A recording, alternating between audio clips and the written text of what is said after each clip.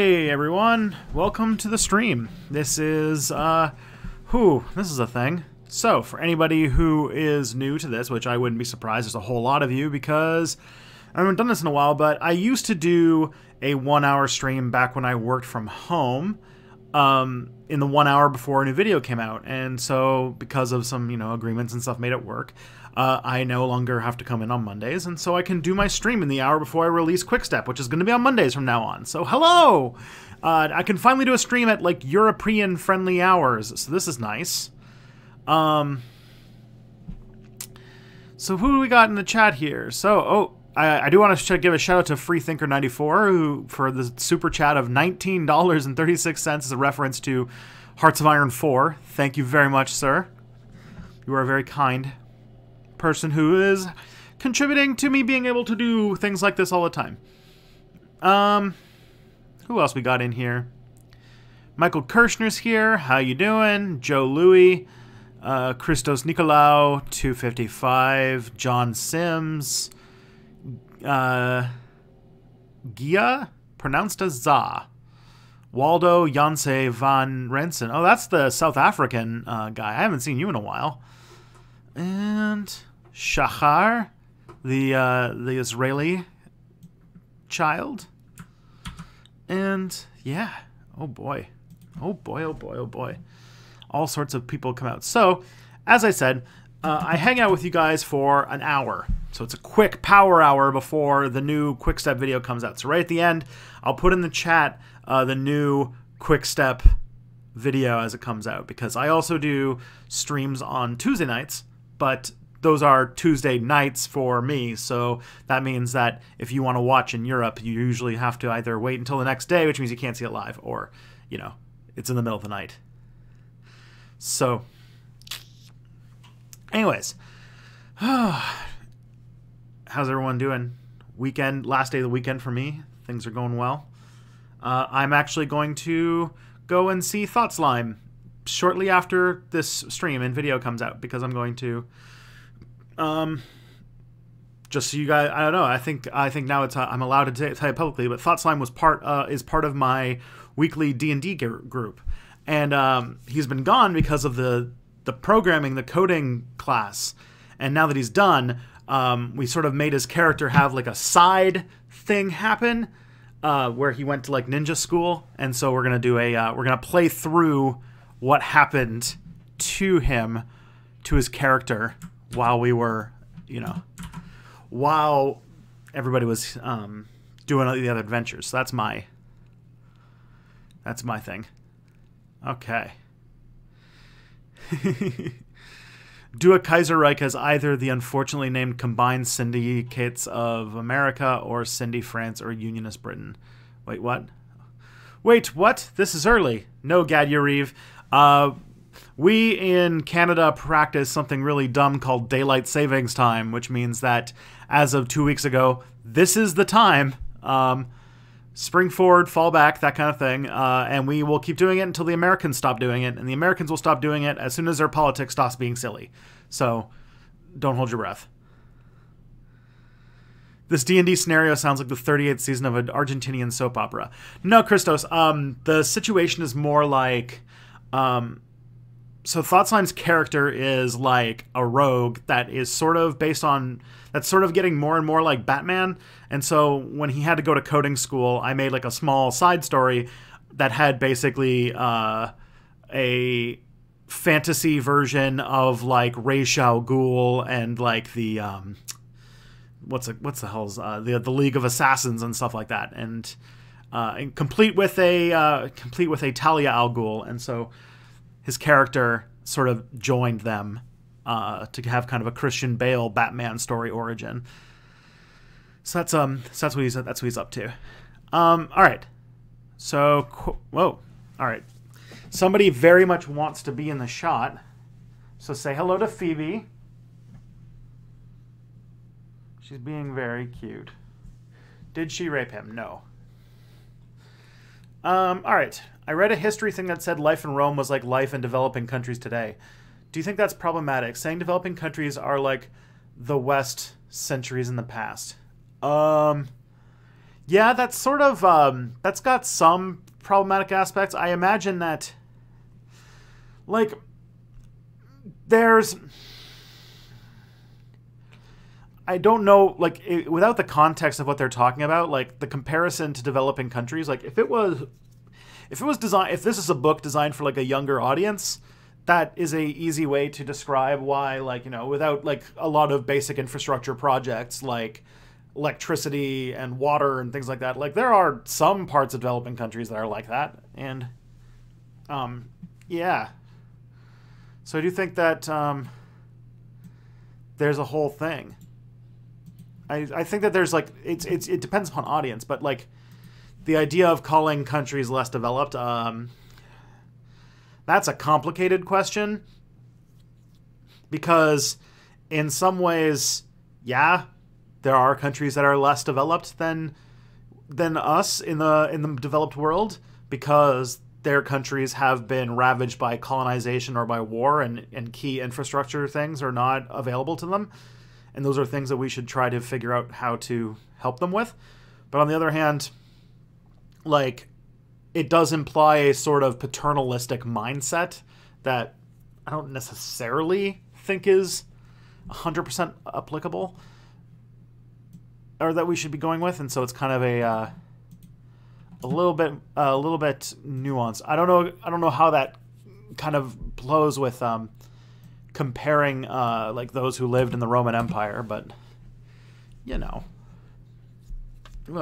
got hair on my nose.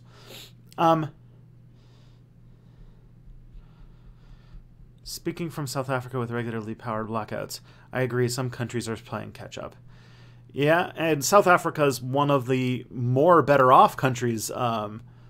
So there are some places where, like, especially actually in the Republic of Congo, just to the north of South Africa, there are good chunks of the country that are very rural and very much lacking in like basic infrastructure that, you know, would be comparable if, you know, there was like tropical Romans. Gia, pronounced Za. Since I'm new here, what do you usually talk about when you're live? Poland, Lithuania? I talk about all sorts of things. I kind of just answer people's questions, talk about politics. Usually I go on a 20-minute rant about how capitalism's bad. It really depends on the story, you know? But, so is it just Ja? Is that why you're saying Gia pronounces Za? Anyways, if this is your first Step Back stream that you've ever come out to, please say so in the chat, and I will welcome you. I will welcome you personally.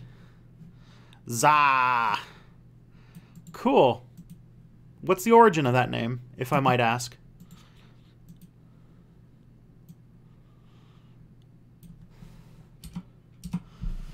Can you please thank ThoughtSlime for me? His Garfield Eats video really cheered me up after I watched Non-Compete's Stochastic Terrorism video. Sure. Yeah, I'll pass that along. I think you're a regular to him too, so I'm sure he knows who you are. Yeah.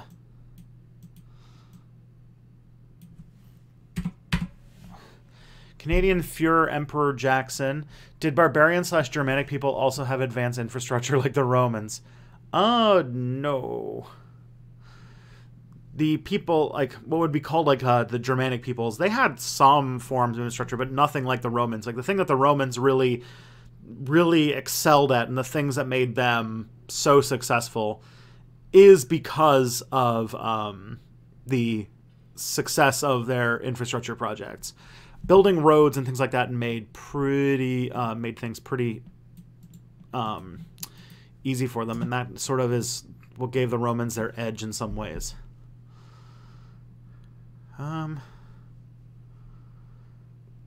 Okay. Hey.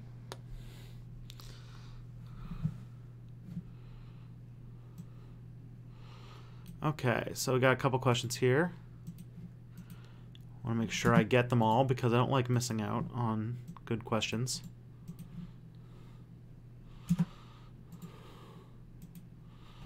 Okay. All right. What's the countdown for Golgari Soul? Well, Garbage Elf.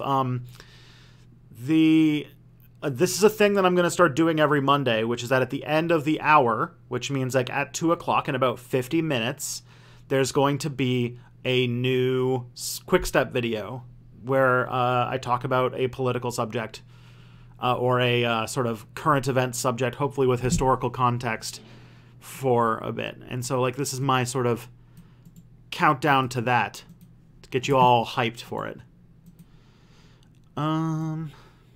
Shachar, what do you know about ancient Palestine? Not a ton. I know that it was... Alright, before it was Israel, it was a British mandate. Then before it was a British mandate, it was a Turkish province. And I believe it was, or like an Ottoman province. And it was an Ottoman province for a very, very long time. Before that, it was Byzantine, then it was Roman, and then vaguely belonged to... Then it gets like much more hazy. Belonged to, you know, Hebrew empires and... was Persian at... I'm sorry, girl. Was Persian at different times, so, you know. That's sort of a... That's it. As far as, like, I haven't, like, taken any classes on it, or you actually skipped a few, I wouldn't be surprised. I haven't, like, read any books or taken any classes. That's just what I've gotten through osmosis, but, you forgot the Caliphate. Oh, yes, of course, the Islamic Empire. How could I possibly forget the Islamic Empire? The Abbasid Khalifat. Oh,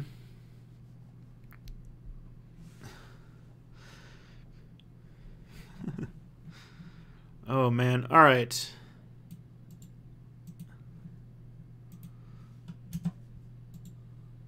The Crusaders did have Jerusalem for a while. This is true. They had set up a Crusader state in Jerusalem. Oh, man. Forgot about that. How could I forget all these things? It's because I'm an idiot, and that's the main thing. So, following previous questions, so the whole idea of human progress and advances, what's something that you believe in, or the concept of progress as a capitalist worldview? Gaduriv, so, the idea of progress, so the idea that things are always getting better, or that we can mark things as better or worse based on certain metrics, is not great, I would say. I think that that implies something that is linear that is not necessarily linear. Like, for example, it would be from a Western perspective, you could say that indigenous America was far behind the West when they arrived. When, like, just because they didn't have ships, they didn't have guns, they didn't have certain technologies, but indigenous people had a sophisticated form, like, they didn't have farming, but they did have a sophisticated form of kind of agriculture. They did have, that was much more sustainable and much more nutritious and healthy than the European farming methods. They had forms of clothing, and they had forms of information sharing that were not the way that Europeans did it, but were still fairly effective. And just because they didn't have, advanced technologies does not mean that they did not enjoy a high standard of living. And a lot of indigenous peoples, especially in the eastern coast of the United States, had fairly high standards of living. And, they had several technologies that Europeans would never be close to. And so, I think that... And also, to talk about things as always getting better leads us to realize that, no, victories are actually things that need to be constantly vigilant about. For example, we're in a moment where we're having a lot of social regression. Things are getting kind of bad these days. And it has to do with the fact that, all the social progress made in the 20th century, we got complacent about, and we got an idea that things were just going to be always getting better. And we didn't realize that those are things you have to be constantly vigilant about and constantly be working on. So,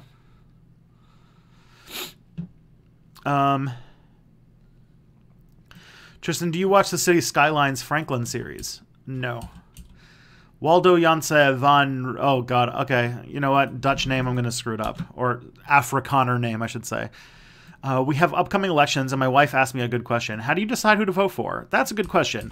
That's actually a very good question, especially if you're a political radical and you know that you're not going to have any candidate that you like. For the most part, my choice is always to find the most left-wing candidate that is still within the bubble of electability. So basically, barring any sort of like huge surge that goes on in a country towards like a new political movement, typically I will try to find the most left-wing person in the left-wing party that stands a chance at winning. So like in the United States, for example, I would always be trying to find the most left-wing Democrat. And if I was living in Canada, like I am, I would always be looking for the most left-wing New Democrat to support.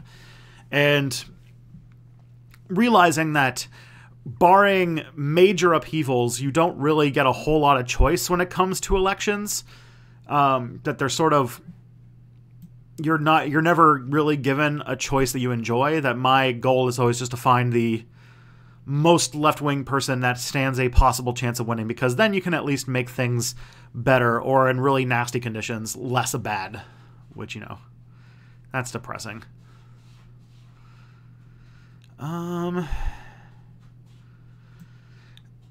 So Edward Gibbs, this is a 255 AD question.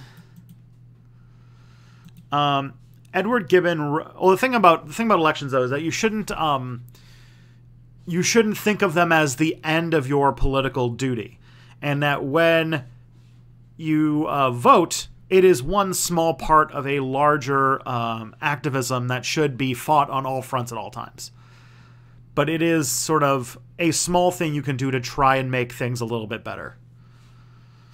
All right, Edward Gibbon wrote that he thought the 2nd century was the best time to be alive, at least in the West. When would you put that?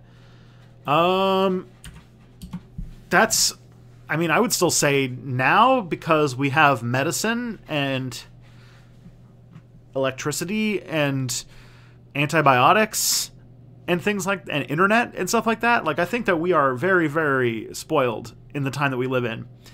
And in the 2nd century, while things might have been nice, we were still, you know, you could still stub your toe and end up dying of gangrene. Like, there's still some pretty nasty stuff that you could get roped into. And I still think that on those fronts, the living standard today is way better than it used to be. I think things have even gotten, like, life has even gotten, in some ways worse and in some ways better. Like, I think that over time what we're experiencing is we're getting less and less control over our own lives, and things get more and more precarious. But, you know, the base standard of living, at least in the West, as you said, is increasing. But that wasn't true. Like, I think that is a more recent phenomenon than a lot of people like to make a claim of. Like, for example, I think that being a early 19th century factory worker was probably worse than being a medieval peasant, because there was a marked downturn in quality of life that happened when we became more industrialized, because industrialization requires an underclass in a large way. It's just farming too, but at least in farming there was a lot more people had control over their own lives. Okay. I thought barbarians were more advanced than the hunter-gatherer Native Americans when it came to infrastructure. If you make available Alexander the Great and how he changed the world. Alexander the Great, I mean, I'm not a really great classicist, but if you want to suggest an idea, you should probably... you could go to the idea page that I have. Let me see if I can get it for you. My Idea Informer page. But I will tell you that with the process I'm working on at the moment, it's things are complicated. My video process is slow enough that I already have more video ideas than I will ever be able to make in my entire life, and suggestions will help, but for the most part I've got, like, I can't, I am not going to be able to take very many of them because I'm always working on stuff. Like if I don't get an idea that blows my mind in the near future, I've got videos planned already until like next May, like May of 2020. So you'd have to make a very compelling argument for why I should make a video about something. All right.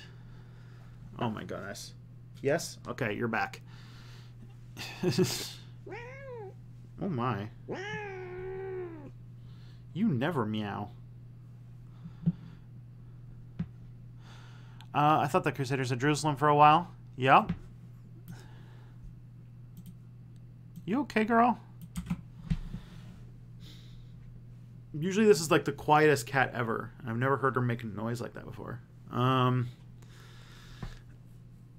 So, Za, have you ever heard of the story of George Elser? No. Oh, it's because the other cat's here and they're fighting. Okay. Thought maybe like she was in pain or something. Yeah, there was another, Romeo was down here giving her a look, and so she was like getting grumpy at him. Maybe the European idea of technology itself was wrong, like information sharing and nutritious agriculture is pretty rad technology. Yeah, it is. Europeans had a lot of bad ideas about what was more and less progress, but honestly, I don't think that you can make like a linear thing like that. Yeah.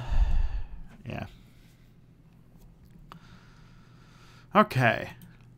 I said this before, but I think progress should be defined as that which expands people's ability to understand and choose what people do with their lives. That's not a bad metric to go by, but it's not really something you can put on a graph. I feel like comparing two societies on that front would be difficult to do, and talking about which would be more progress than the other would be up to a lot of definition, which, you know, would be a difficult conversation to have, and you really couldn't like rank them or anything like that. All right. Abraham Lincoln started as a Whig, just the party was at its deathbed. Could we see the DSA eventually replacing the Democratic Party like the Republicans replaced the Whigs? Maybe. The only thing about the DSA and the Democrats and the Whigs versus like the Republicans is that the Whigs fell apart at a much more volatile time in American politics. With a issue that was much more, weirdly to say, way more divisive than most Americans today. Like, if the DSA was like, yeah, like, if there was more of like a division over whether or not capitalism should exist, and then the Democrats kind of stuck out with it, maybe you'd see something. But really, to see a major change happen in the two-party system today would be much more difficult. Through various small reasons, that the Democrats and the Republicans have changed the electoral system compared to the 19th century to be a lot more stagnant, and they have a lot more control over the process, so that it's really a lot harder for someone who's not a Democrat or a Republican to really have a chance, because in order to compete at the federal level of American politics, the amount of money you need to raise needs to have like, there needs to be enough people or enough money that represents like years of fundraising efforts done by parties now, because the Democratic Party and the Republican Party are like year-long, all the time fundraising machines. And to compete with that much money, you'd have to inspire a whole lot more people than usual.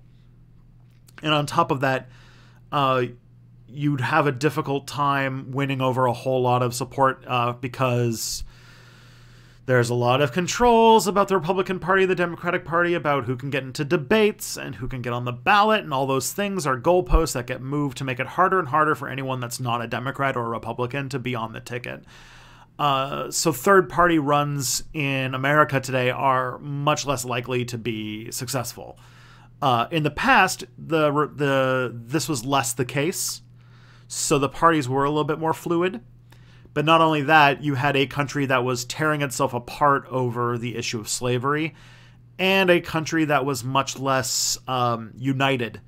And so very much the America of the past had a lot less, was a lot less purple, if that makes sense. Like, Whigs were very popular in in certain regions of the country. The Democrats were popular in certain regions of the country, and things like there was it was a lot more based on communities and regions than like it is like today. Which, you know, there is still a regional bias towards different political parties today, but it's not nearly as strong as it used to be. And there are places where there were more purple regions, and those were places that were like literally breaking out in violence, like places like Kansas, where disagreement over slavery led to something called Bleeding Kansas, which was an ongoing like war for a good amount of years. So, yeah. Okay. Points are if you're Edward Gibbon and you live in the 1790s. Yeah, maybe it does make more sense if you're Edward Gibbon and you live in the 1790s. That could... he sounds like he's a romantic. Part of the Romantic movement, which is sort of this backwards-looking...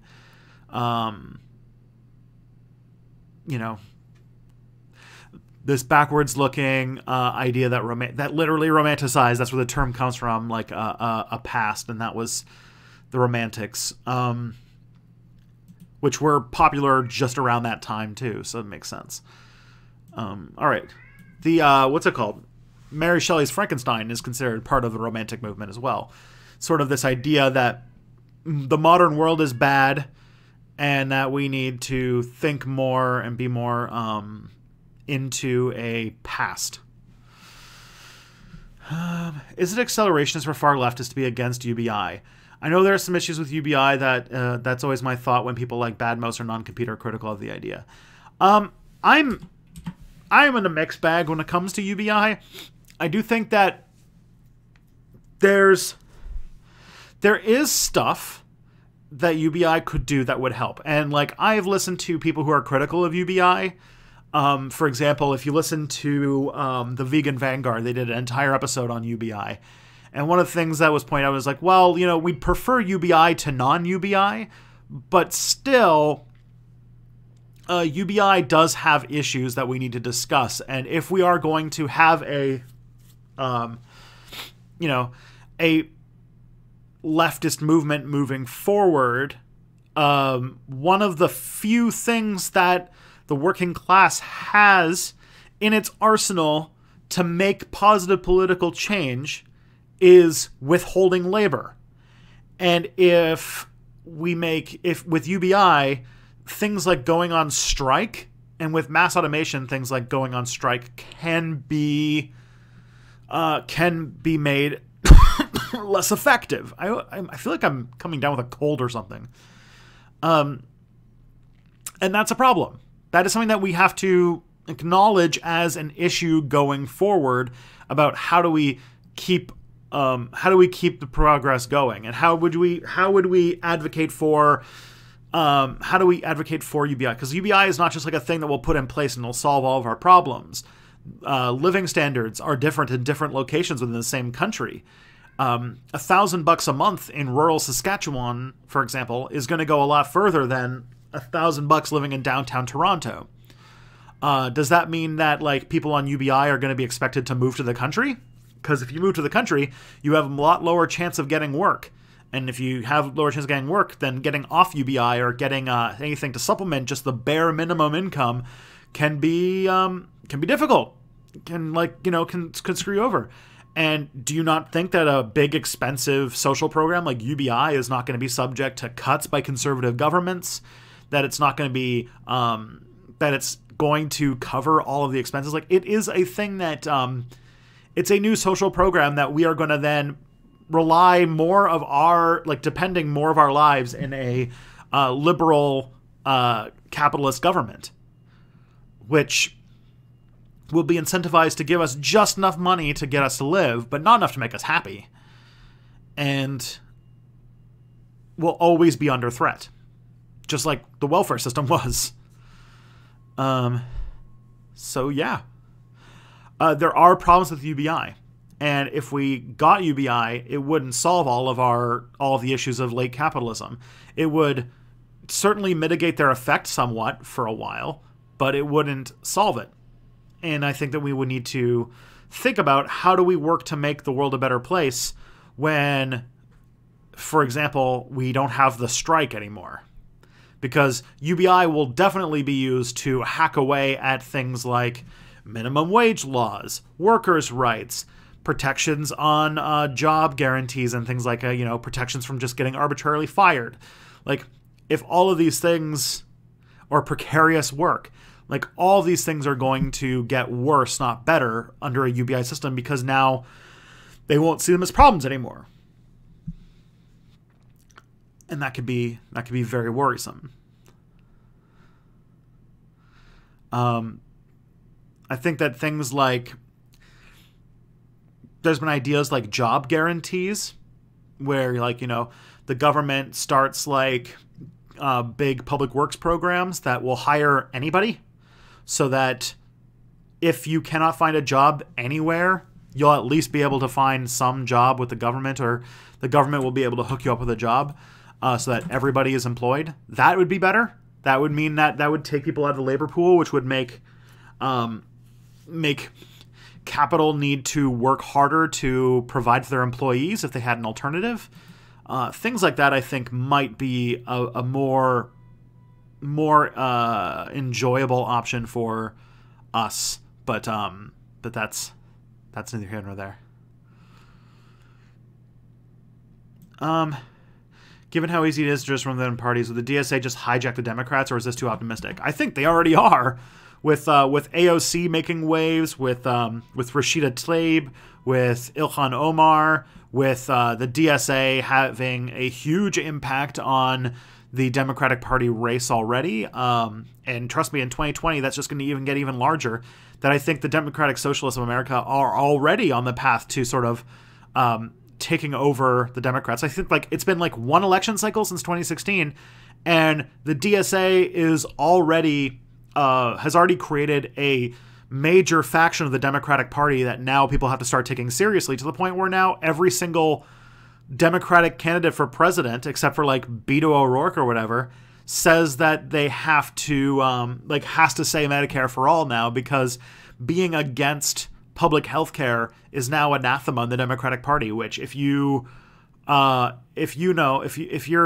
new to politics and you remember the last election cycle, like that would have been unheard of in like 2012 or 2008. Just unimaginable. So already they've made major changes that are just going to get stronger over time, because socialist politics are good for people, and the more that we do it, the more people will like it, and the more people hear about it, the more people will be into it. And so, give it a couple election cycles and people are going to be demanding more and more, and it'll be great.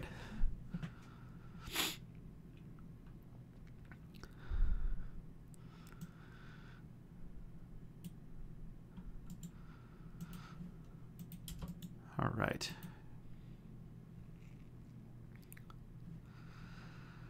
Suppose the 1995 Norwegian rocket incident had led to nuclear war between Russia and the U.S. Do you think you'd be alive today? Nope. I think that I probably would have died. I mean, 1995 I was already alive, so it's whether or not that would have killed me. 1995 I would have been, I can do this. I can do math. 6 years old? 1995? So, given that I lived in 1995 close to a major metropolitan city in Canada that was not too far from the border, and in the part of the not too far from the part of the border with the United States where like there's a Chicago, there's a New York City, there's a Boston, and all that kind of stuff. That I think that a nuclear war between the U.S. and USSR, or the U.S. and Russia, would have resulted in probably Toronto's destruction and probably my death in that war. Because like a 6-year-old wouldn't be able to survive the nuclear apocalypse. Sir Zhao Zhao, welcome. Finally, I'm in time for the stream. Could you stream more often at this time? Well, you're in luck. I'm planning on doing this on Mondays for the hour leading up to the new Quickstep video. So Yes. Yes, for sure. Okay. 255 AD question. Lindsay Ellis's early work did a lot to make me sympathetic to feminism and not sympathetic to the red pill. How should you feel if an artist rejects her? Okay, wait. Lindsay Ellis's early work did a lot to make me sympathetic to feminism and not sympathetic to the red pill. That is good. How should you feel if an artist rejects or denounces work that meant a lot to you? I'm not exactly sure how the first sentence follows the second sentence, but I do think that on that angle, like, there's a lot. The idea of, like, is this about, like, how do you deal with work that has, like, problematic aspects to it? Like, for example, today, over the weekend, I watched the documentary Leaving Neverland, in which then this morning I put on Spotify and was listening to it, and a Michael Jackson song came up, and I was like, I can't listen to Michael Jackson anymore. Like, the song was unpleasant to listen to because all it could make me think about was the things that was Michael Jackson, this person who preyed on children. And that is, I will say that you can't, the standard line from, let me, actually, I have the book here. Let's see, Anita Sarkeesian's book that I own. So you can enjoy content without, and also talk about its problematic aspects.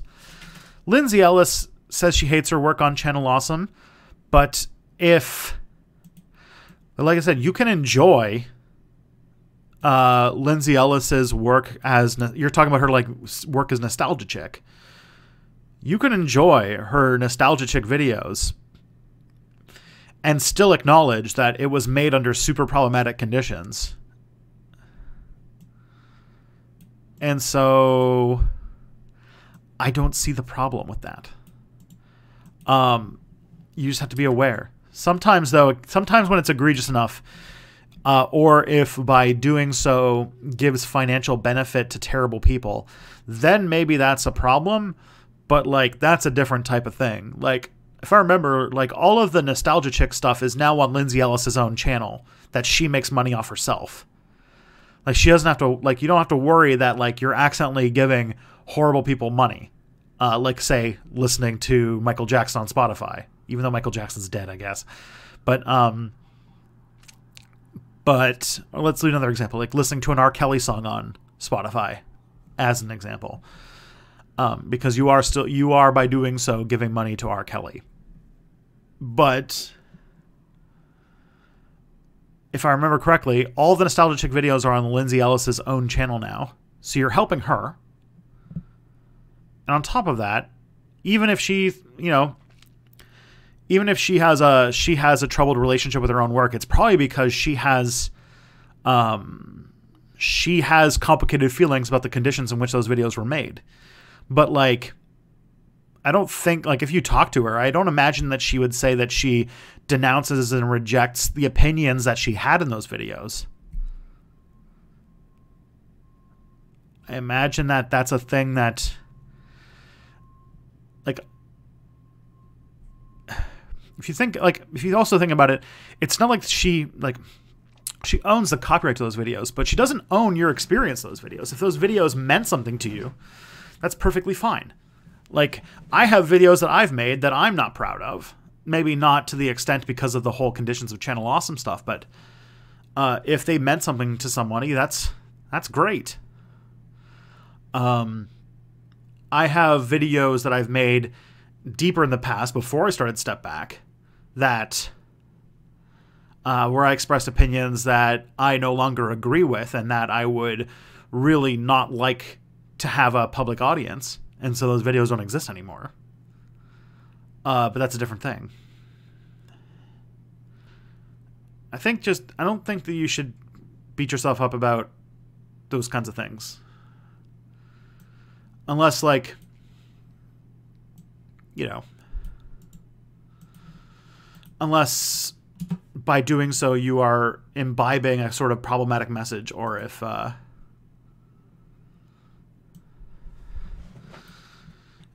she's worried that she catered to cishet white male needs rather than her own voice on Twitter. Okay. Yeah. I could see that. I think to kind of channel Natalie Wynn, like, was anybody as woke as they are now, like 15 years ago? Yeah, it was a product of its time. You know. What about Joe Biden running for president? Oh gosh, he's gonna do it, but it's gonna suck. And I don't think I feel like Joe Biden's popularity is only going to survive as long as he is a theoretical candidate.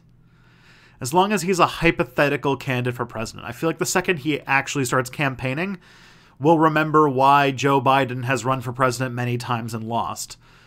He has this problem where he can't open his mouth without shoving his foot into it. And in the age of Me Too, he's going to have a lot of stuff to answer for, my imagining, when people start doing research into his background. And on top of that, he's like well known for having this kind of creepy, handsy demeanor towards women that I don't think is going to fly in our modern day #woke Democratic Party. So that's the kind of stuff that I'm like, eh. Why would the government just paying you to do busy work be functionally different or more satisfying to people than UBI? It's more, well, I don't think it would be busy work. I think that it's more that the government could pay you to do things. Like, the government needs workers to do a lot of things that we're not doing. There are bridges that need building. There are national parks that need to be maintained. There are government services that need to be, taken care of. Like, there's a lot of stuff that the government should be doing that doesn't have the labor pool to do because of constant budget cuts. So if the government just said, all right, we're going to do a jobs program where we'll hire anybody, doesn't matter what skills they have, and we'll find something productive for you to do, or we'll, make stuff for you to do.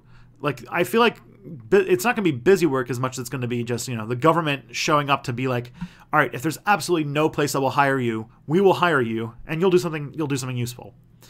For some people, that would be great. People would love that. But, there will be better opportunities outside the government, out of like menial labor jobs in the government, or, whatever various jobs there'd be in the government.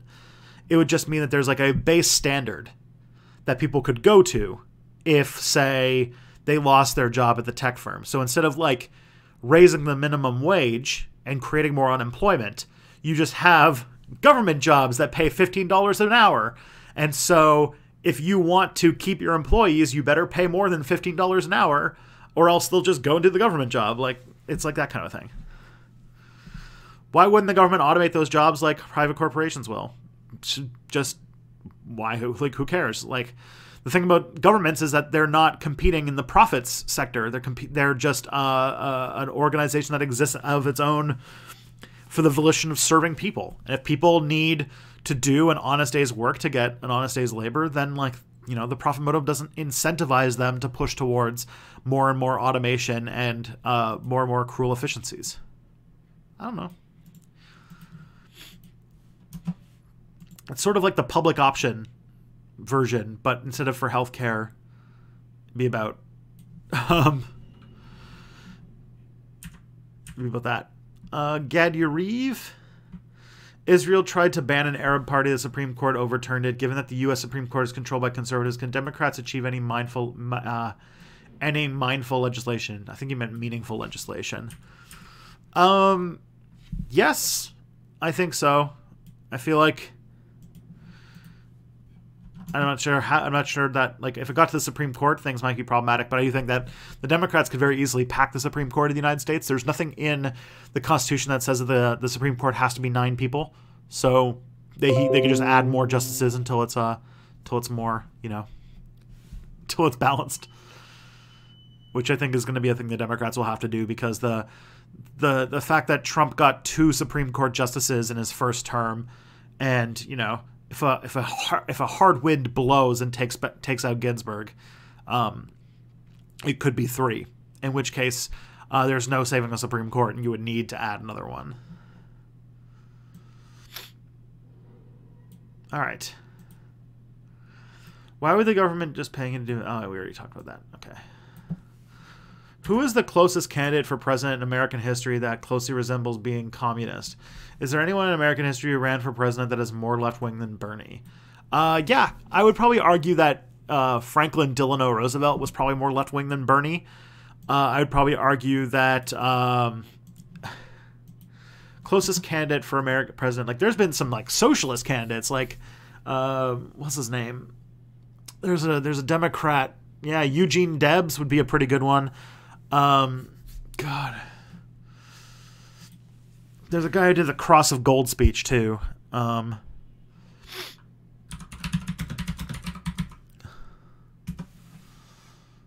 Cross of Gold.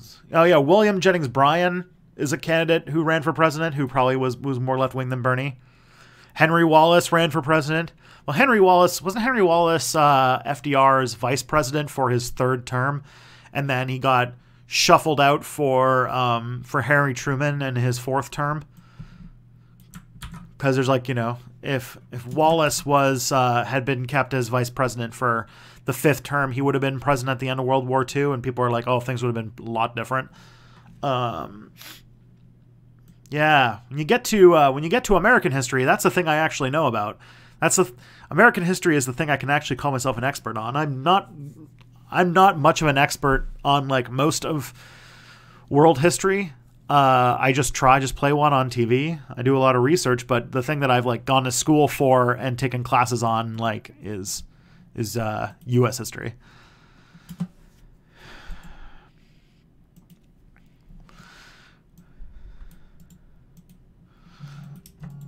All right. Let's see.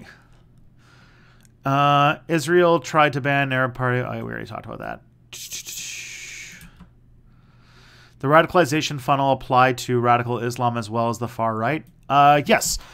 There are different methods of radicalization, but definitely when it comes to the radicalization of Islamic militants, that definitely there was to kind of get to where 255 is talking about, because 255 AD is a patron of Step Back History, and as a patron, he got to see the video that comes out in 12 minutes several days ago. And so the video is called The Radicalization Funnel. And yes, I will argue that radicalizing people into Islamic extremism is exactly the same as radicalizing people into fascist extremism. The only difference, I would say, is that the reaction is where it comes from. Reactionary white fascist radicalization comes from white people in the West who have been disenfranchised by capitalism, and Islamic extremists are radicalized by living in a context either of living in the West and experiencing systematic racism and attacks on them and their culture and their religion on a regular basis, or they are from the MENA region and they are in a region that has experienced nonstop Western aggression since like pre-World War I. And so those are kind of the contexts. Like a lot of times the path towards radicalization in Islamic circles has been studied very heavily by anti-terrorism experts. That there's Wahhabist mosques that then will tell you about a friend and get you online. You start chatting with more radical people online. Then once you become like kind of sold into their service, then they will, try to convince you to go somewhere. And when you go there, you spend a lot of time being more radicalized, and you live in the immersive things, and eventually you're you're a terrorist. It's very similar to the way that people become, like, you know, Nazis on the internet today.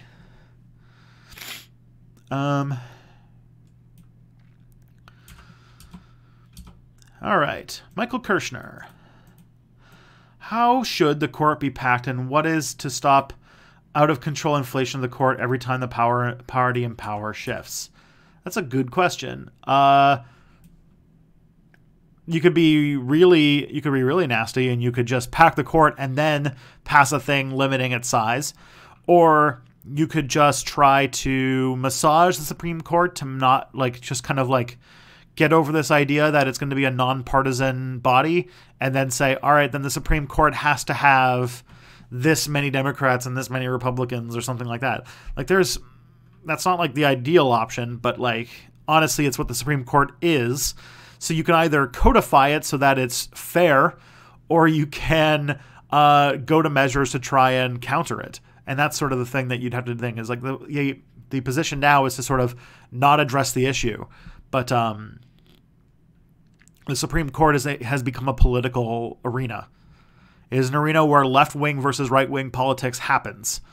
And we either need to embrace it or take measures to counter it. I'm not sure which one you'd want to do. All right. Is Wilson the worst president ever? He's pretty bad, Terry. So, Terry, Woodrow Wilson was a pretty racist president. He resegregated the White House. He sort of undid a lot of the really great progress when it came to race relations that the Republicans had done in the early 20th century. He got America invested in World War I, something he campaigned on not doing. And so, in those ways, he was not very good. He does have, like, I think that one of the things that, this is where it's like, oh, you got to be understanding of context and the situation, because also he's responsible for good things that you have to mention, like the progressive movement in a lot of ways. He made a lot of forward things for the progress of people's rights. He wasn't president for women's suffrage, that's for sure. But he definitely, when it comes to the progressive age, the progressive era, and putting in a racist progressive, yes, that was very much a thing 100 years ago. In 1919, you could definitely be a progressive racist.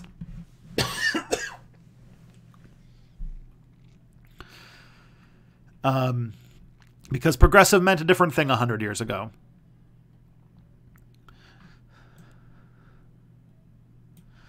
All right. In the Shock Doctrine, Naomi Klein talks about how Gorbachev tried to turn the USSR into Scandinavian-style social democracy. If he succeeded, would that have been a good thing? I would think so. I would think that a socially democratic Soviet Union would probably be a lot better than the freaking like pseudo-fascist right-wing nationalist state that Russia is now. Russia's a mess.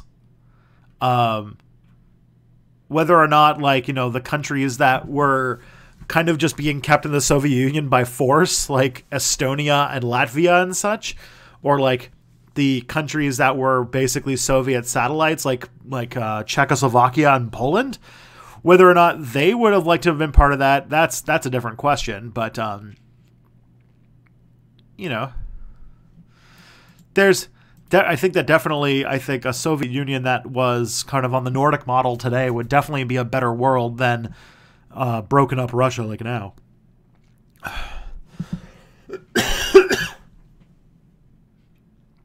Sorry. My throat's really dry, and I keep inhaling hair for some reason. Probably because of the cats.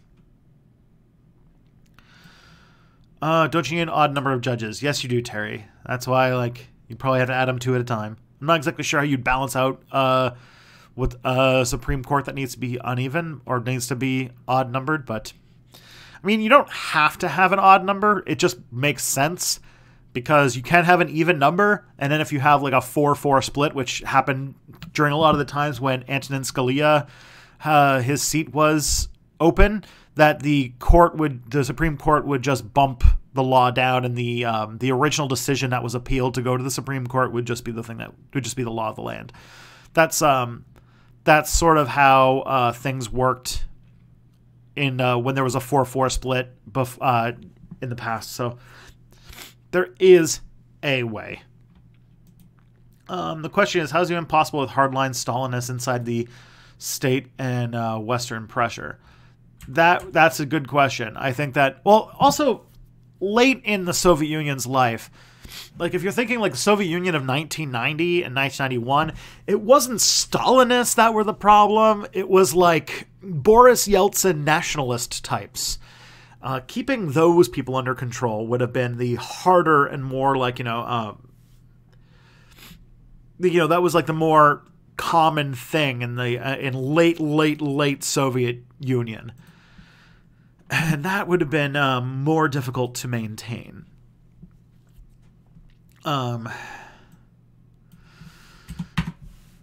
Because, the Soviet Union was very was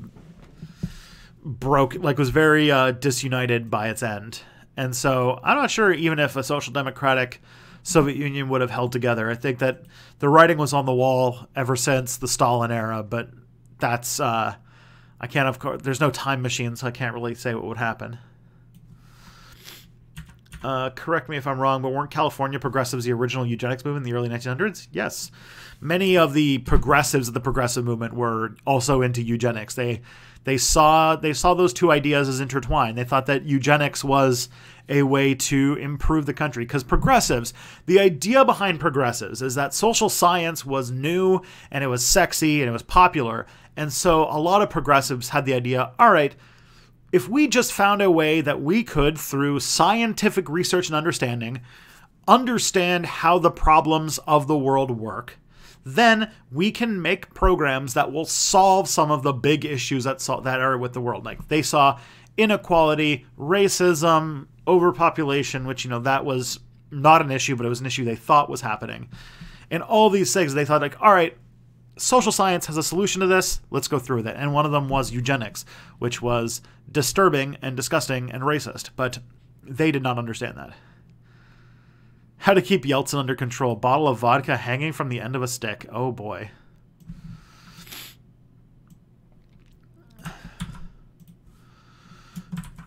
Would you say that developing countries are more like Rome and Germanic tribes in the sense of unbalanced infrastructure? No idea.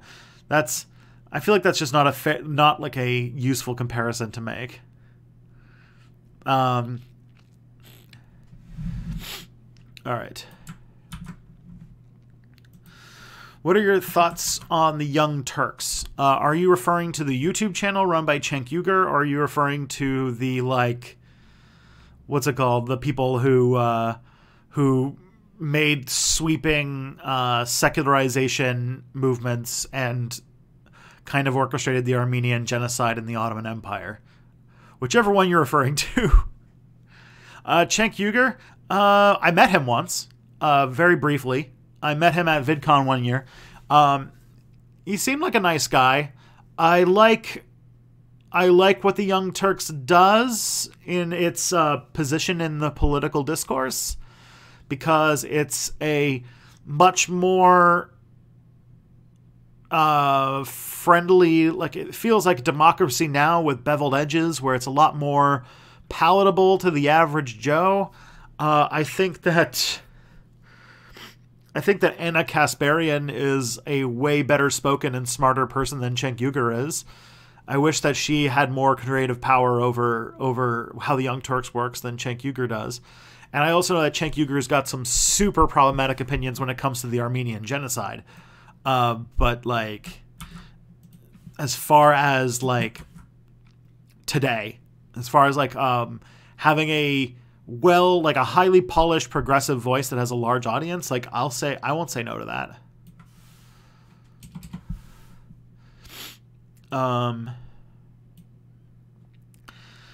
Yeah, Cenk Uyghur's changed a lot. I followed the Young Turks mostly like back in 2008, and back in 2008, he was a lot more. I think he was a lot more chauvinistic than he is today. I'm not sure how well he does in this current like more woke moment that we're in the last. Even in like the last 5 years, we've all had to sort of reassess our positions and become a little bit more woke. But I haven't really been watching a lot of the Young Turks lately, so I don't really know.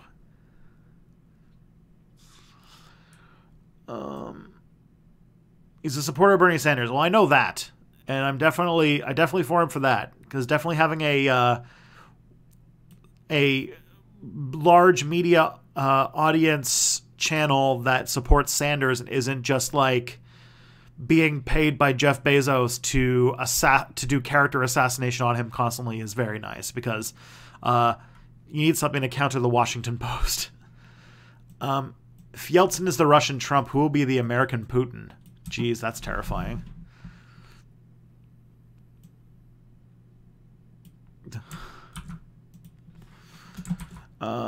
Should Russia and the former Soviet states join the EU? That's up to them. I'm sure that if they're dealing with like trying to not become fascist states, I feel like that's gonna be quite a drag their heels on, joining the EU. I feel like the EU has a no fascist policy, which is why they're having such an issue with what to do with Poland. What if the Black Panther Party and the early Rainbow Coalition had gained more traction and weren't infiltrated and murdered? I don't know. That would be interesting to see what happened. If you were in the Duma in the 1900s, would you be a Menshevik or a Bolshevik? Honestly, I don't even know that much about the difference between the two. I'm not really much of a Russian person. Opinions on Novara Media? I haven't seen a whole lot I watched it for a little bit, but like it's a bit too. Not that I have issues with the UK, but it's very UK fixated, which means that I don't know, it's just like it's not really applicable to me in a lot of ways. But if I remember, Novara Media is pretty good. They've got that Novara Media's got that one woman who said that awesome I'm a communist, you idiot, on TV. And I'm following her on Twitter, and she's pretty awesome. So I'll say I like her.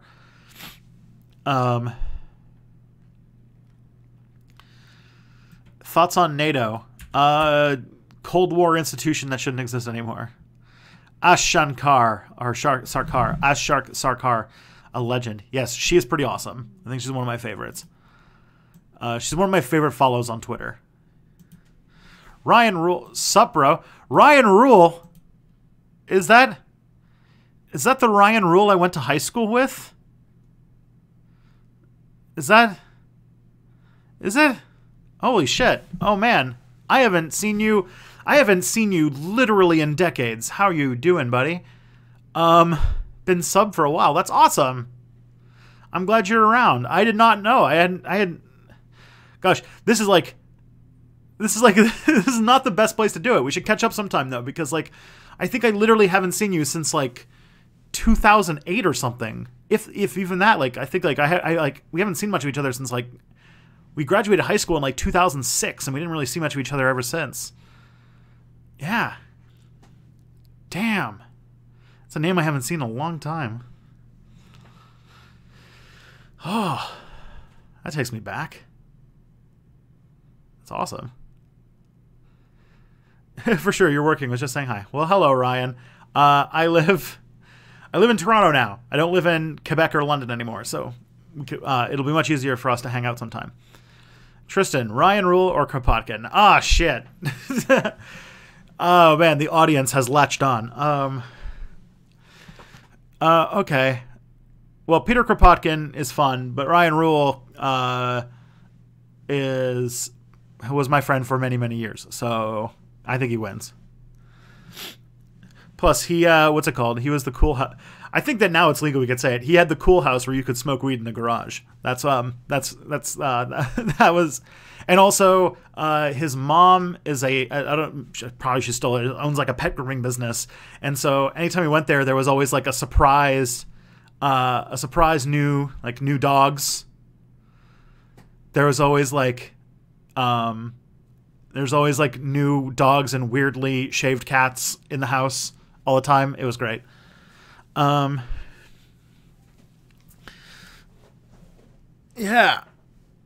I remember because we were in high school, Ryan's house was like the house that everyone hung out in. It was really cool. And it was just a fun, oh man. And I know that you were like into video game journalism at one point, and we'll see where I got to find out what happened with that, all sorts of stuff. All right. We watched history stuff and played StarCraft for a week. Oh yeah, that was probably the last time we hung out, wasn't it? Where you were dog sitting someone's house. It was 2010. 2010. You were dog sitting at someone's house, and we played StarCraft 2, and we drank a shit ton of beer, and that was like a week or something before I moved to Quebec, and that was, oh god, that takes me a long time. Tristan, I'm always here when you're streaming. Why do you forsake me? Because you keep asking.